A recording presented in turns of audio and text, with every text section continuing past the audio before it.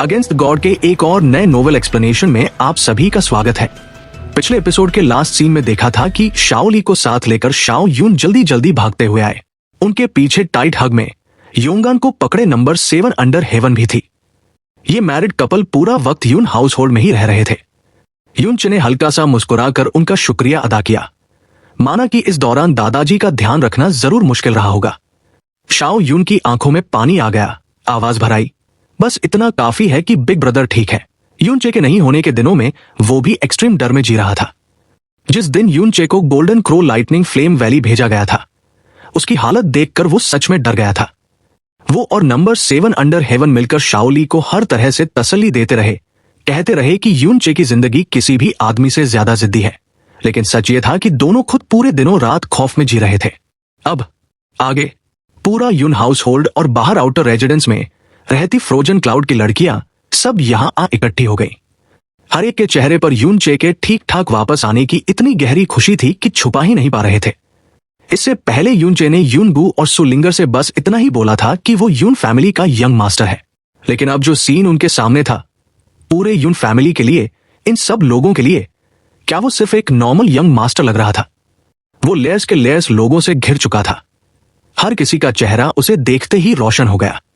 बस कुछ ही दिनों का आदमी लगने वाला इस 20 साल के जवान के लिए सच में ये लोग अपनी पूरी दुनिया का सेंटर उसको ही मान रहे थे। मु यूरो आंखों में आंसू लिए उड़कर आई। उनके साथ यून किंगहोम भी था, जो अपनी एक्साइटमेंट को मुश्किल से कंट्रोल कर रहा था। यूनचे तुरंत उनके पास गया और दोनों घुटनों के बल धड़ से गिर गया। चे ने फिर से आप सबको चिंता में डाल दिया। चे गलत था। मु यूरो ने जल्दी से उसे उठाया, उसके चेहरे को बार बार देखने लगी।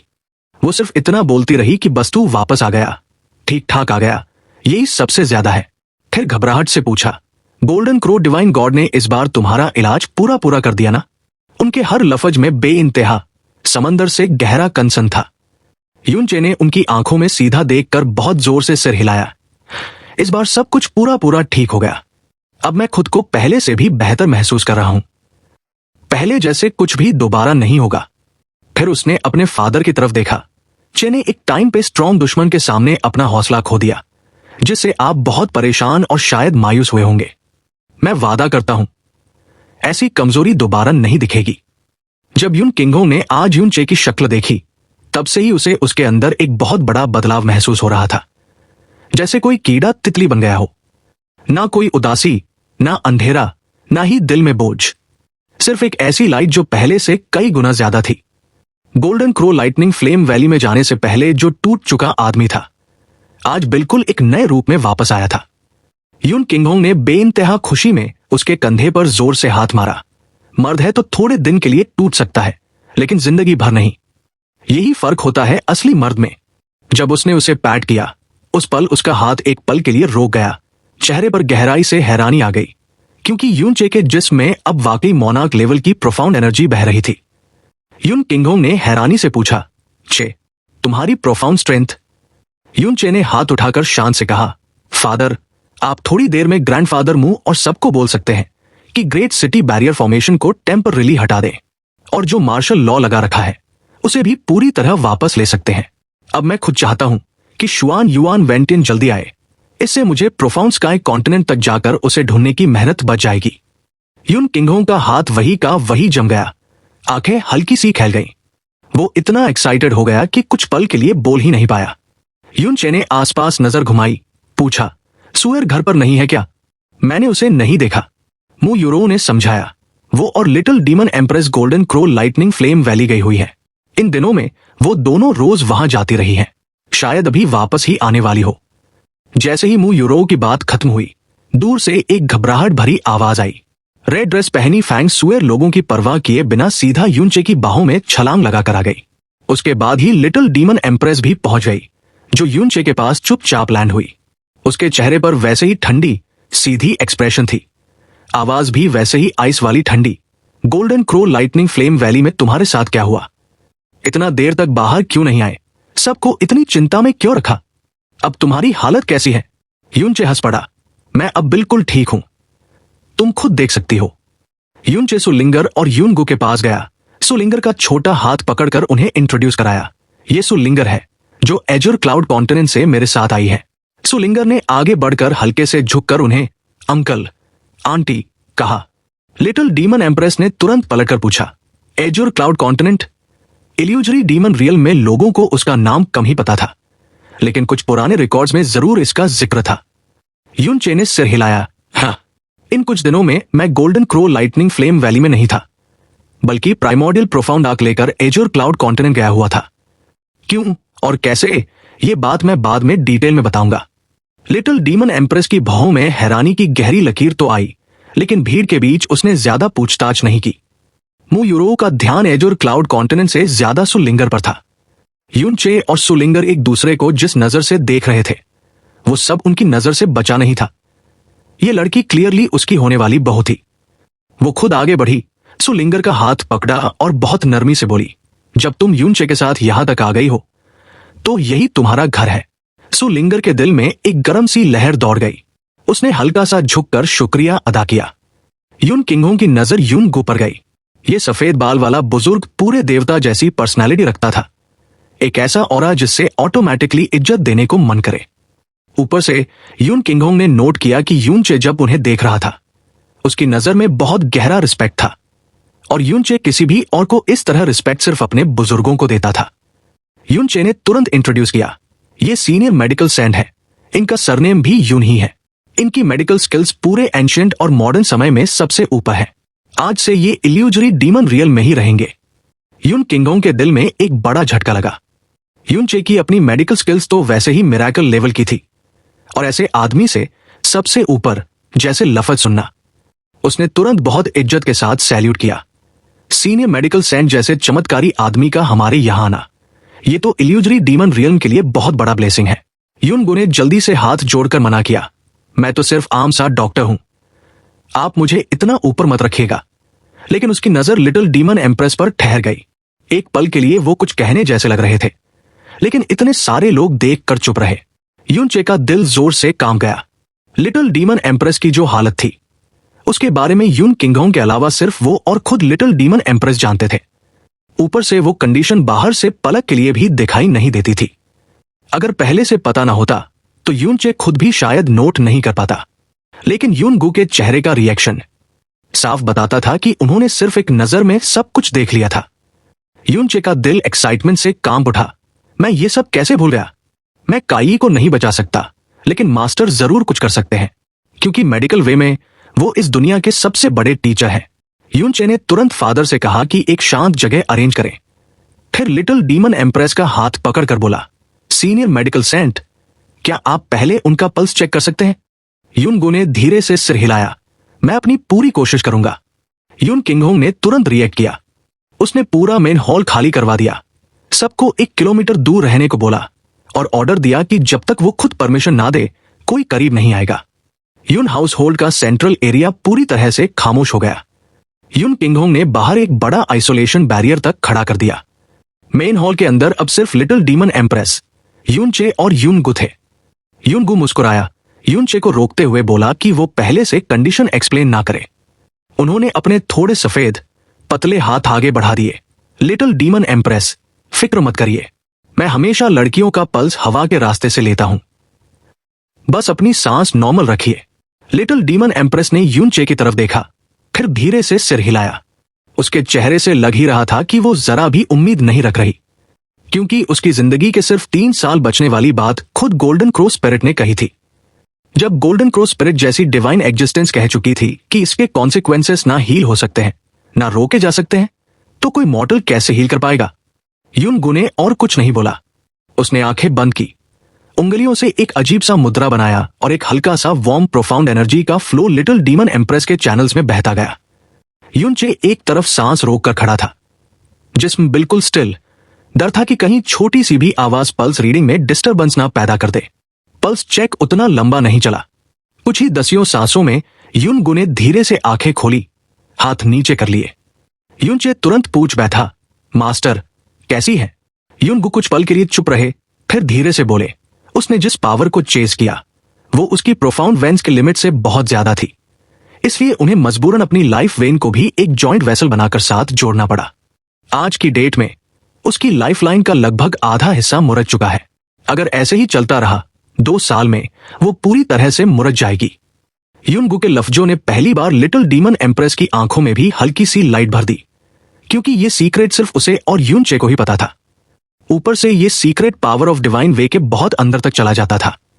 ये आदमी, जिसका बॉडी तो एक नॉर्मल इंसान जैसी थी, सिर्फ कुछ ही सांसों में सब कुछ बिल्कुल सही सी बता गया। यूनचे ने जोर से सिर हिलाया। हाँ, बिल्कुल ऐसा ही हुआ था। कुछ खास हालात की वजह से उस वक्त उसे जल्दी से बहुत ज्यादा पावर चाहिए थी, इसलिए उसने ऐसी पावर जबरदस्ती अपने अंदर घुसाई जिसे उसकी प्रोफाउंड वेंस अकेली हैंडल नहीं कर सकती थी। रिजल्ट यही हुआ कि अब उसकी लाइफ स्पैन सिर्फ 3 साल से थोड़ी ज्यादा बच गई है। क्या सीनियर के पास कोई तरीका है उसे बचाने का?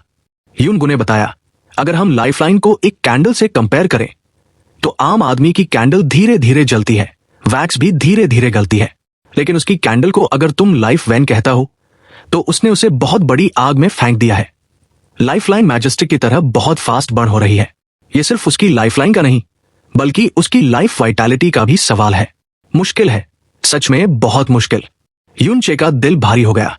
क्या सीनियर के पास भी कोई वे नहीं? युनगु ने सिर हिला करना नहीं कहा, बल्कि हल्का सा मुस्कुराए। मैंने सिर्फ इतना कहा कि यह मुश्किल है। ये कब कहा कि इनक्योरेबल है? ये लफ्ज यूनचे के लिए आसमान से उतर कर आती संगीत जैसा थे। वो तुरंत दोनों घुटनों पर गिर गया। सीनियर, क्या आप वाकई कह रहे हैं कि आप उन्हें बचा सकते हैं? लिटिल डीमन एम्प्रेस, जो अब तक बिल्कुल शांत बैठी थी, धीरे से खड़ी हो गई।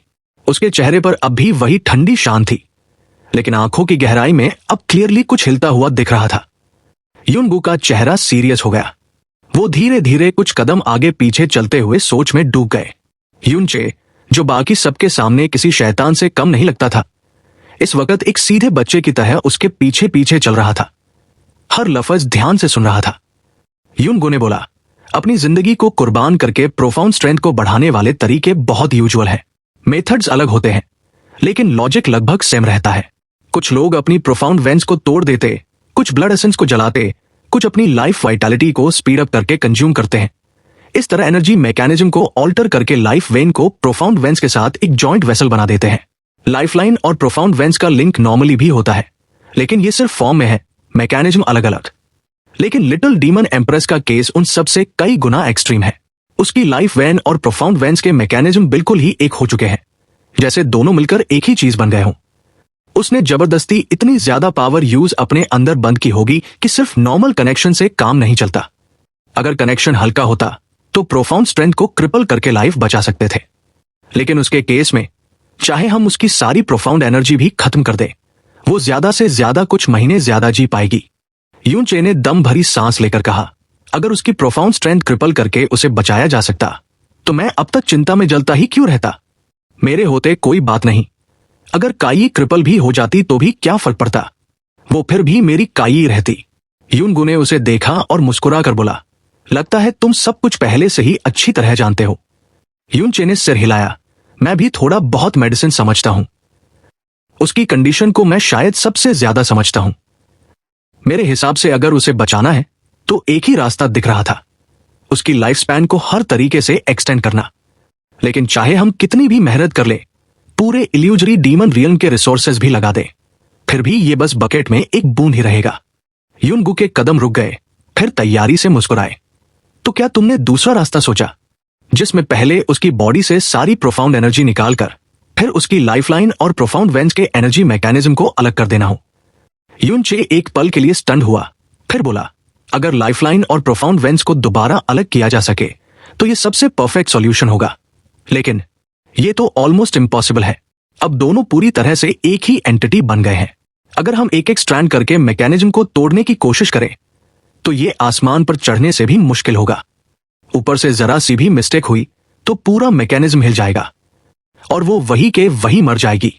फिर अचानक उसका दिल हिल गया, सीनियर, क्या आपके पास वाकई कोई रास्ता है लाइफलाइन और प्रोफाउंड वेंस को अलग करने का? युनगु ने ना हाँ की, ना, सिर्फ बोला, इंसान का जिस्म एक छोटी सी पूरी दुनिया जैसा है।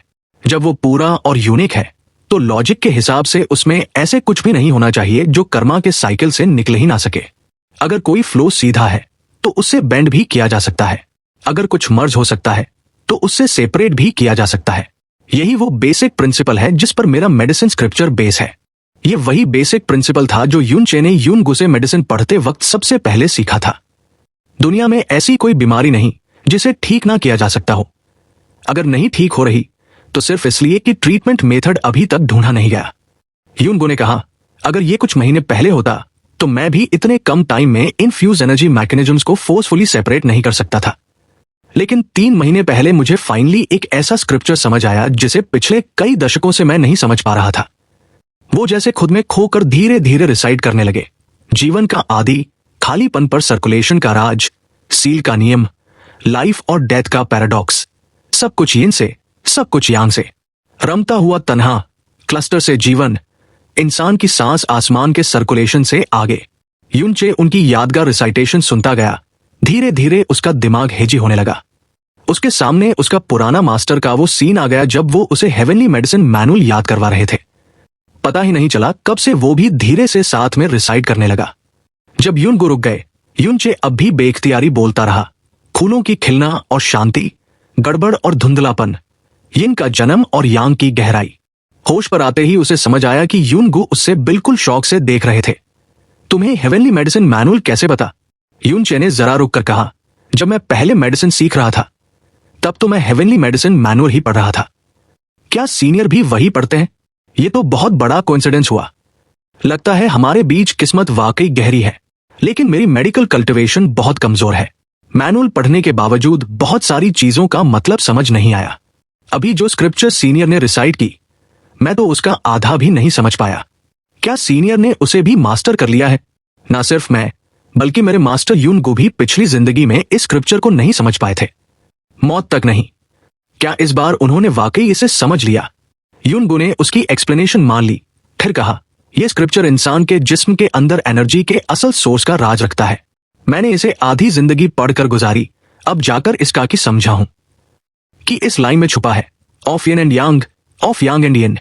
अगर इसका लॉजिक पकड़ लिया जाए तो लाइफलाइन और प्रोफाउंड वेंस के फ्यूज एनर्जी मैकेनिज्म को अलग करना, चाहे कितना भी लंबे और मुश्किल प्रोसेस हो, अब इम्पॉसिबल नहीं रहता। यून चे को मेडिसिन का असली लॉजिक तो समझ नहीं आ रहा था, लेकिन यून गु जो कह रहे थे उसका मतलब सिर्फ एक ही था, लिटिल डेमन एम्प्रेस वाकई बच सकती है। यून चे ने खुशी से पूछा, सीनियर, फिर आप अपनी स्किल से उनका इलाज करोगी ना? यून गु ने सिर हिला दिया। मैंने कहा, मैं आदमी हूं।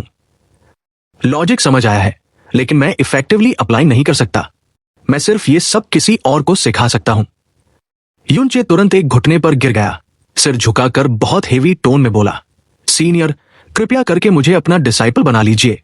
मैं आपसे ये सब सीखना चाहता हूं। यून गु ने हल्का सा हंसकर कहा, छोटे भाई, पहले तुम खड़े हो जाओ।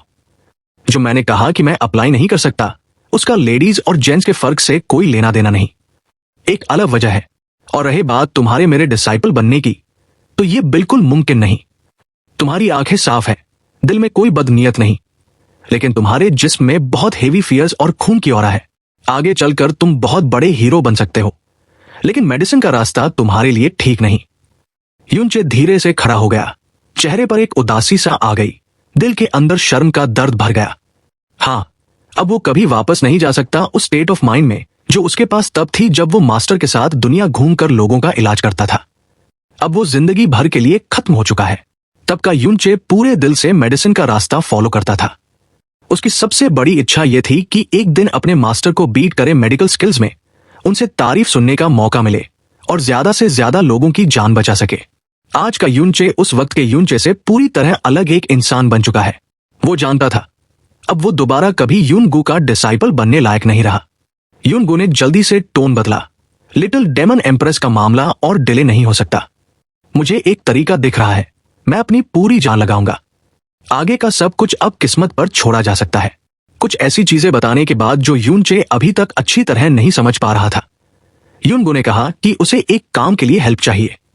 यून चे ने तुरंत कहा, सीनियर, सिर्फ हुक्म कीजिए और प्लीज आप मुझे अब से बस यून चे ही बुलाइए।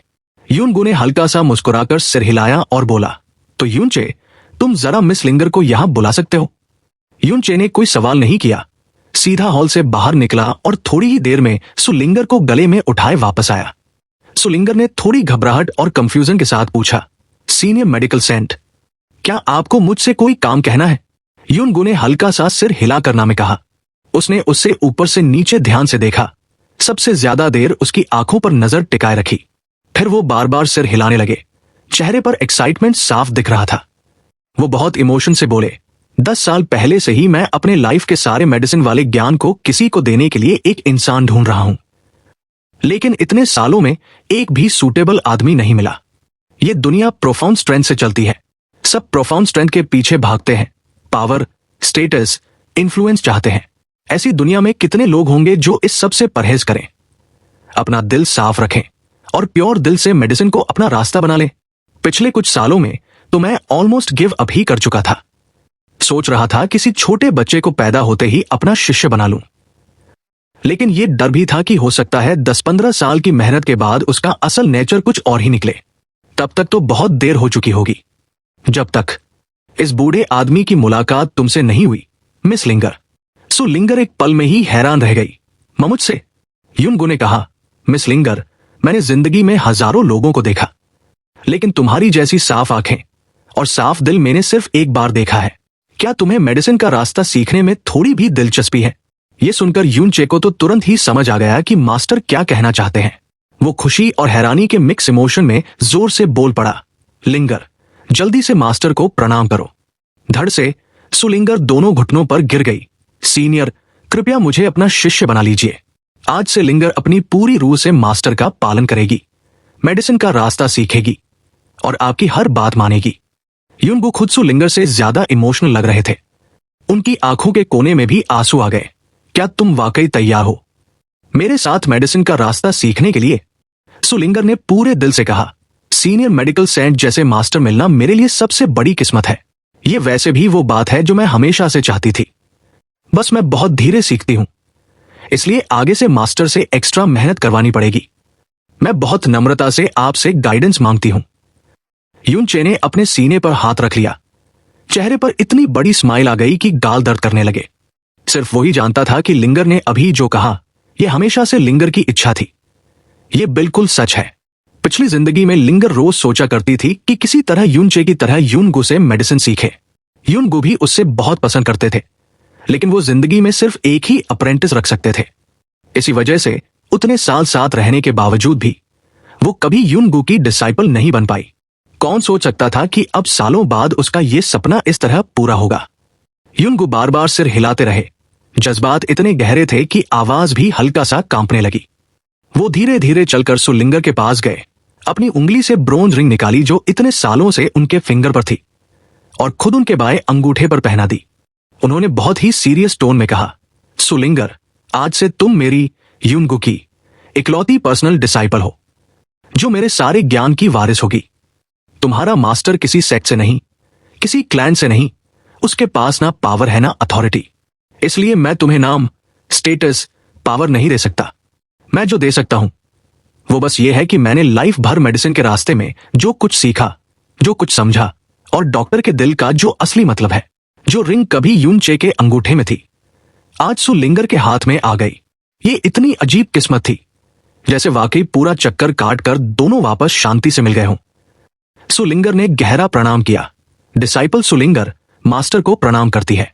साइड में खड़े यूनचे के लिए तो ये इतना बड़ा खुशियों का पल था कि उसकी हंसी रुक ही नहीं रही थी। चाहे अब वो यूनगो का डिसाइपल बनने का हक ना रखता हो, लेकिन लिंगर उनका डिसाइपल बन गई। मास्टर की पुरानी इच्छा भी पूरी हो गई। ये उसके लिए दोनों वर्ल्ड्स का बेस्ट रिजल्ट था। यूनचे ने लिटिल डेमन एम्प्रेस का हाथ पकड़कर खुशी में जोर से कहा, काई, तुम बची जा सकती हो, सच में बची जा सकती हो। लिटिल डेमन एम्प्रेस ने बहुत सिकोड़ कर पूछा, ये आदमी आखिर है कौन? उसने कभी यूनचे को किसी के सामने इतने रिस्पेक्ट से बिहेव करते नहीं देखा था। उसकी आदत तो ये थी कि उसके सामने कोई भी हो, वो कभी पूरा सर नहीं झुकाता, लेकिन यूनगो के सामने तो बिल्कुल ही नम्रता से खड़ा है, एक एक लफ्ज पर कान लगाए। उसका रवैया लिटिल डेमन एम्प्रेस के सामने से भी ज्यादा तमीज वाला था। ये नॉर्मल गेस्ट तो बिल्कुल नहीं लग रहा था। अगर रिलेशन इतना गहरा ना होता या रीजन स्ट्रांग ना होता तो यूनचे जैसा आदमी कभी इस तरीके से बिहेव नहीं करता। यूनचे ने थोड़ी देर सोचा, फिर बहुत इमोशन के साथ बोला, मेरी जितनी भी मेडिकल स्किल्स हैं, जितना भी मैं मेडिसिन और पॉइजन के बारे में जानता हूं, सब कुछ मैंने उन्हीं से सीखा है। उनके एहसान का कर्ज मेरे ऊपर आसमान से भी ऊंचा है। बस फर्क इतना है कि उन्हें अब कुछ याद नहीं, लिटिल डेमन एम्प्रेस की खूबसूरत आंखों में जाना पहचाना हैरानी चमकी। युनचे मुस्कुराया, ये सब अभी समझाना मुश्किल है, धीरे धीरे सबको बता दूंगा। सब लोग सोचते हैं मेरी मेडिकल स्किल्स बहुत स्ट्रांग है, लेकिन उनकी स्किल्स के सामने तो कुछ भी नहीं। जब उन्होंने खुद कह दिया है कि तुम्हें बचाया जा सकता है, तो इसका मतलब वाकई रास्ता है। गोल्डन क्रो स्पिरिट और जैस्मिन ने चाहे कितनी बार कह दिया हो कि लिटिल डेमन एम्प्रेस का केस होपलेस है, वो सब प्रोफाउंड वे के नॉलेज के हिसाब से था। मेडिसिन के रास्ते में तो यूनगू ही असली अथॉरिटी थे। अगर कोई जिंदगी से मौत को छीन सकता हो तो वो वही आदमी है, और अगर उन्होंने कहा है कि तुम्हें बचाया जा सकता है तो फिर बच जाएगा। यूनगू और सु लिंगर का मास्टर डिसाइपल सेरेमनी बहुत सिंपल सा था। सालों पहले जब यूनचे उनके डिसाइपल बने थे, तब भी यूनगू ने इसी तरह सिंपल सेरेमनी रखकर उसे शिष्य बनाया था। फिर यूनगू ने पलटकर हल्का सा स्माइल किया। लिटिल डेमन एम्प्रेस, मुझे ये तो पता है कि तुम्हारी बीमारी का इलाज कैसे करना है, लेकिन ये तुम्हारी लाइफलाइन की एनर्जी से जुड़ी हुई बात है, इसलिए इसे सिर्फ एक औरत ही ट्रीट कर सकती है, क्योंकि उसमें भी यिन एनर्जी होती है। आने वाले आधे साल में मैं सबसे पहले लिंगर को एनर्जी के प्रिंसिपल सिखाऊंगा। उसके बाद हम तुम्हारी बीमारी को ट्रीट करने की कोशिश कर सकते हैं। लिंगर अभी मेडिसिन में बिल्कुल नई है, लेकिन उसके प्योर हार्ट के बेस पर मुझे यकीन है कि आधे साल में वो इस काम के लिए तैयार हो जाएगी। लिटिल डेमन एम्प्रेस ने यूनगू को बहुत गहरा प्रणाम किया। इस छोटी औरत की जान आपको सौंप दी। सुलिंगर, जो यूनगू के पास खड़ी थी, मुस्कुराकर यूनचे की तरफ आंख मारी। जो आदमी मेडिसिन के रास्ते पर चलता है उससे बहुत ज्यादा कॉशियस होना पड़ता है। यूनगू तो वैसे ही कभी किसी चीज में एब्सोल्यूट शब्द नहीं बोलते। अगर वो आज इतने कॉन्फिडेंट शब्दों में बात कर सकते हैं, तो इसका मतलब है कि उन्हें अपने तरीके पर पूरा यकीन है। बस एक ही प्रॉब्लम थी, यूनचे को अभी तक लिटिल डेमन एम्प्रेस की तरफ से जरा सी भी खुशी महसूस नहीं हो रही थी। शुआन युआन वेंटियन का साया इतना भारी था कि वो कभी भी आ सकता था। उसने तो पहले ही ये डिसाइड कर लिया था कि डेमन इंपीरियल सिटी के साथ मिलकर ही मरेगी। 3 साल बाद तक जीने का आइडिया भी छोड़ दिया था। यूनचे ने अभी तक उसे यह भी नहीं बताया था कि इलाज के लिए सबसे पहले उसे अपनी सारी प्रोफाउंड एनर्जी खर्च करनी होगी। इतने बड़े दुश्मन के सामने वो कभी ये अलाउ नहीं करेगी। लग रहा था उसे ट्रीट करने का एक ही रास्ता है, पहले शुआन युआन वेंटियन को खत्म करना होगा। उसके बाद चाहे लिटिल डेमन एम्प्रेस की प्रोफाउंड स्ट्रेंथ चली भी जाए, जब तक यूनचे है, यून फैमिली है, और जितनी गार्जियन फैमिलीज और ड्यूक पैलेसेज उसके लॉयल या एनस्लेव्ड है, उसका डेमन एम्प्रेस का राज कोई छीन नहीं सकता। जब यूनचे, लिटिल डेमन एम्प्रेस और बाकी लोग हॉल से बाहर आए, यून किंगहोंग तुरंत उनकी तरफ आया। चे, कैसा रहा? सीनियर मेडिकल सेंट ने क्या कहा? यूनचे ने कोई सीधा जवाब नहीं दिया, सिर्फ फादर की तरफ एक हल्का सा, बहुत शांत सा स्माइल किया। यून किंगहोंग के चेहरे पर एक पल में ही शिद्दत से खुशी छा गई। उसने गहरा सांस लेकर तुरंत यूनगू को प्रणाम किया। अगर senior medical saint little demon empress का इलाज कर सके, तो ये पूरे इलूसरी डेमन रियल्म के सर पर आपका सबसे बड़ा एहसान होगा। यूनगू ने यूजुअल काम में रिप्लाई किया। पैट्रियार्क यून कुछ ज्यादा कह रहे हैं, मैं तो बस वही कर रहा हूं जो एक डॉक्टर को करना चाहिए। ऊपर से अभी भी मैं पूरी तरह श्योर नहीं हूं। आगे का सब कुछ आसमान की मेहरबानी पर डिपेंड करेगा। यून किंगहोंग के दिल में उनके लिए रेस्पेक्ट और भी बढ़ गया। उसने कहा, सीनियर मेडिकल सेंट पहली बार इलूसरी डेमन रियल आए हैं, शायद अभी आपका यहां कोई अपना घर नहीं। अगर आप बुरा ना माने तो कुछ समय के लिए यून फैमिली में ही रह जाइए। यूनगू ने हल्का सा सोचकर इस इनविटेशन को एक्सेप्ट कर लिया। कोर्टयार्ड की तरफ चलते हुए यूनचे से खुद को रोका नहीं गया। सीनियर, आप लिटिल डेमन एम्प्रेस का इलाज आखिर किस तरीके से करने वाले हैं? अभी आपने जो कहा मैं सही से समझ नहीं पाया। यूनगू ने हल्का सा हंसकर कहा। सुलिंगर को डिसाइपल बनाकर उनका मूड वैसे ही काफी अच्छा था। उन्होंने काफी जेनरोसिटी से समझाया, क्योंकि ये दोनों प्रोफाउंड वेन्स और लाइफलाइन का इशू है। इलाज का प्रोसेस बहुत लंबा और मुश्किल होगा, लेकिन प्रिंसिपल सिर्फ एक ही है। उनकी प्रोफाउंड वेन्स और लाइफ वेन की एनर्जी सर्कुलेशन बिल्कुल एबनॉर्मल है। ये जिस्म के नेचुरल एनर्जी लॉस के अगेंस्ट है। तो अगर हम किसी नॉर्मल आदमी के एनर्जी मैकेनिज्म का यूज करके इन एबनॉर्मल मैकेनिज्म्स को धीरे धीरे गाइड, रेगुलेट और करेक्ट करें, तो वक्त के साथ ये खुद ही ठीक होने लगेंगे। यूनचे पूरी तरह कंफ्यूज हो गया। किसी और आदमी के एनर्जी मैकेनिज्म को यूज करके करेक्ट करना कैसे? यूनगू ने कहा, यह सब उस मेडिकल प्रिंसिपल से आया है जो मैं इतने सालों से मैनुअल में समझने की कोशिश कर रहा था। लिटिल डेमन एम्प्रेस एक औरत है, उसमें यिन एनर्जी है, इसलिए उसे रेगुलेट और करेक्ट करने के लिए एक औरत की यिन एनर्जी ही चाहिए। जो प्रिंसिपल मैंने समझा वो ये कहता है, यिन एनर्जी इनको फॉलो करती है, यांग एनर्जी यांग को। इसी से एक पूरा नया रास्ता खुल गया। युनचे अब भी आंखें झपका रहा था। समझ कम आया था। युनगो ने एक्सप्लेनेशन कंप्लीट की। मैं सबसे पहले लिंगर को एनर्जी सर्कुलेशन के प्रिंसिपल सिखाऊंगा। जब वो इस प्रिंसिपल और रिलेटेड स्किल्स में गहराई से निपुण हो जाएगी, तब वो और लिटिल डेमन एम्प्रेस एक दूसरे का सीक्रेट गार्डन टच करेंगी। इससे उनकी यिन एनर्जीज डायरेक्टली लिंक हो जाएंगी। वहां से हम धीरे धीरे लिटिल डेमन एम्प्रेस की जबरदस्ती फ्यूज लाइफ वैन और प्रोफाउंड वैन्स को अलग करेंगे। अगर ये प्रोसेस कुछ महीने तक बिना किसी बड़े हादसे के चलता रहा, तो तुम आउटस्टैंडिंग रिजल्ट्स देखोगे। ये सुनकर यूनचे को लगा जैसे किसी ने उसके सर के पीछे हथौड़ा दे मारा हो। बाकी सब मेडिकल थ्योरी तो उसके सिर से ऊपर निकल गई, लेकिन सीक्रेट गार्डन्स को साथ में टच करना वाला पॉइंट तो बहुत ही क्लियर था। लिंगर और लिटिल डेमन एम्प्रेस। और लिटिल डेमन एम्प्रेस तो ऐसे नेचर की है कि अपनी उंगली तक भी किसी को नहीं लगने देती, सिर्फ यूनचे को छोड़कर। लग रहा था कि जब तक लिंगर एनर्जी के प्रिंसिपल्स मास्टर नहीं कर लेती, तब तक यूनचे को फुल टाइम एफर्ट लगाकर इन दोनों के बीच में अच्छा रिश्ता बनाना पड़ेगा। यूनचे के वापस आने से यून हाउस होल्ड पहले से कई गुना ज्यादा अलाइव लगने लगा। साथ ही पूरे डेमन इंपीरियल सिटी का माहौल में भी एक बड़ी चेंज आ गई। यून किंगों को यूनचे पर पूरी तरह भरोसा था, इसलिए उसने सब बड़ी फैमिलीज और ड्यूक्स को साउंड ट्रांसमिशन भेजकर टेम्पररी वॉर प्रिपरेशंस रोकने का कह दिया। लेकिन शुआन युआन वेंटियन का साया इतना गहरा था कि तनाव का माहौल इजीली हल्का नहीं हुआ। दूसरी तरफ प्रोफाउंड स्काई कॉन्टिनेंट भी शुआन युआन वेंटियन के खौफ में ही डूबा हुआ होगा।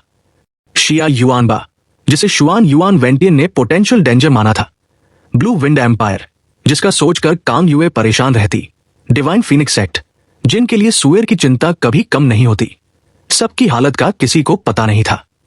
तीसरे दिन जब यूनचे वापस आया, सु हेंगशान आखिरकार होश में आ गया। चौथे दिन से सुलिंगर ने यूनगो के साथ पूरी लगन से मेडिसिन सीखना शुरू कर दिया। चौथे दिन यूनचे ने डिसाइड किया कि अब उसे अकेला प्रोफाउंड स्काई कॉन्टिनेंट जाना होगा। जितना देर वो शुआन युआन वेंटियन को जीने देगा, उतना ही अनप्रेडिक्टेबल होगा कि वो अगला क्या करेगा। लिटिल डेमन एम्प्रेस ने चिंता से पूछा, क्या अब वाकई तुम्हें लगता है कि तुम शुआन युआन वेंटियन को हराने लायक हो?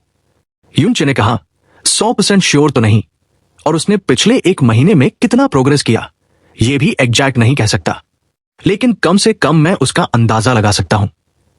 अगर मैं हारा भी तो इतना तो पक्का है कि मैं सेफ वापस निकल सकता हूं। ये कहने के बावजूद उसकी आंखों में जो कॉन्फिडेंस चमक रहा था, उसे कोई इग्नोर नहीं कर सकता था। फैंग सुएर ने पूछा कि क्या वो भी साथ चल सकती है, क्योंकि उसे अपने रॉयल फादर और बाकी लोगों की बहुत चिंता थी। यूनचे ने उससे समझाया, लास्ट टाइम जब हमने उससे फाइट की तो शुआन युआन वेंटियन बहुत बुरी तरह जख्मी हुआ था। उसे कम से कम आधा महीना तो नॉर्मल हीलिंग के लिए चाहिए होगा। ऊपर से अब जब उसने डेविल ब्लड पावर को अनलीश कर दिया है, तो वो और जल्दी अपनी पावर को ऊपर पुश करने की कोशिश करेगा।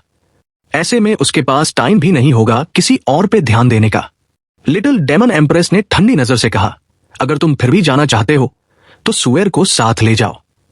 उसकी स्ट्रेंथ ऐड करने से तुम्हारी चांसेस और बढ़ जाएंगी। साथ में कोई होगा तो शायद तुम अपनी जान की कीमत भी समझोगे। यूनचे की नजर नॉर्थ की तरफ घूम गई, प्रोफाउंड स्काई कॉन्टिनेंट की डायरेक्शन में। पता भी नहीं चला कि वहां से निकले हुए उसे कितने महीने हो गए। अब आखिरकार वापस जाने का वक्त आ गया था। शुआन युआन वेंटियन, सारे पुराने कर्ज, अब सबका हिसाब बंद होने का टाइम आ गया था। Profound sky continent, divine phoenix empire, phoenix city. Phoenix city जो कुछ महीने पहले जैस्मिन ने तबाह किया था, अब भी उतना ही बर्बाद दिख रहा था। सिर्फ थोड़े बाहर के रिपेयर्स किए गए थे। जो शहर हमेशा फ्लेमिंग ऑरा से भरा रहता था, अब बिल्कुल सुनसान था। ऊपर से देखने पर मुश्किल से कोई हिलती हुई परछाई दिखती। फैंग सुएर ने घबराहट में पूछा, फीनिक्स सिटी के सारे लोग कहाँ गए? क्योंकि फैंग सुएर डिवाइन फीनिक्स एक्ट के लिए परेशान थी। यूनचे ने कोऑर्डिनेट्स ऐसे सेट किए थे कि वो दोनों सीधा फीनिक्स सिटी के ऊपर है, लेकिन जो उन्होंने देखा वो बिल्कुल वीराना सा शहर था। यूनचे ने कहा, घबराओ मत, कुछ महीने पहले के कंपैरिजन में यहां ज्यादा नई तबाही के निशान भी नहीं दिखे। चलो पहले किसी से पूछते हैं क्या हाल है। वो दोनों नीचे उतरकर उस बूढ़े आदमी के पास गए जिसका प्रोफाउंड ऑरा सबसे स्ट्रॉन्ग था। बुजुर्ग एकदम से डर कर पीछे हट गया। जैसे ही उसकी नजर फैंग सुएर पर पड़ी, उसकी आंखें फट गई। या तो उसे लगा वो सपना देख रहा है। फिर उसने यूनचे को देखा तो उसका मुंह बिल्कुल खुला का खुला रह गया। प्रोफाउंड स्काई कॉन्टिनेंट के सारे लोग सोच चुके थे कि यूनचे मर चुका है। फैंग सुएर ने घबराहट से कहा, 33rd एल्डर, मेरे रॉयल फादर और सब लोग कहाँ हैं? उनके साथ कुछ हुआ तो नहीं? 33rd एल्डर ने गहरी सांस ली और बोला, वो लोग सुप्रीम ओशन पैलेस गए हैं। फैंग सुएर का जिस्म एक पल में ही ढीला पड़ गया। वो पूरी तरह यूनचे पर झुक गई, एक बहुत बड़ा सुकून भर की सांस लेते हुए। यूनचे का सबसे ज्यादा इरिटेट होने का मन तो इस 33rd एल्डर पे आ रहा था। सिंपल सा जवाब देने के बजाय पहले इतनी गहरी सांस ली कि आदमी का दिल ही उठ जाए। यूनचे ने पूछा, वहां क्यों गए? चैनल को सब्सक्राइब, वीडियो को लाइक और हाइप कर दो। साथ ही ऐसे ही रेगुलर वीडियोस के लिए आप मेंबरशिप ले सकते हैं। फर्क नहीं पड़ता आप कौन सी मेंबरशिप ले रहे हैं, कम लेवल वाली भी अगर आप मेंबरशिप लेते हैं तो इससे मेरी बहुत हेल्प हो जाएगी। इससे मुझे मोटिवेशन मिलेगा। साथ ही फ्यूचर में ऐसे ही और कमाल के वीडियोस आते रहेंगे। हमें सपोर्ट करने के लिए आप सभी को दिल से शुक्रिया।